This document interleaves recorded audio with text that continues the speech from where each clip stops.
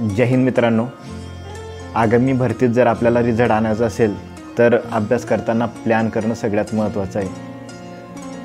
सगळ्यात महत्त्वाचा विषय म्हणजे मुलं सक्सेसच्या जवळ जाऊनसुद्धा एक मार्काने त्यांचं सक्सेसपासून दूर राहतात।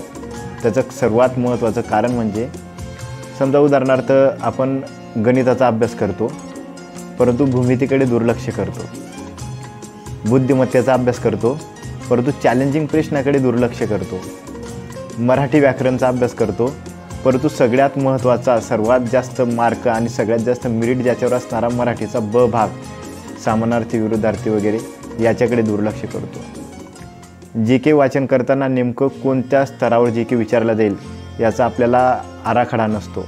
म्हणून सगळ्यात महत्त्वाचं मित्रांनो, जर लवकरात लवकर सक्सेस या शब्दापर्यंत आणि सक्सेस या जागेपर्यंत तुम्हाला पोहोचायचं असेल तर योग्य प्लॅन करणं सगळ्यात महत्त्वाचं आहे।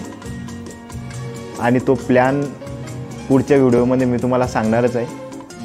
आणि ह्या गोष्टीवर विचार करणं भरपूर गरजेचं आहे, कारण की पोलीस भरतीचं सर्वसाधारण मुलगा 80-85पर्यंत जातो परंतु वरचे 4-5 मार्कच हे तुमचे मेरिटपर्यंत असतात।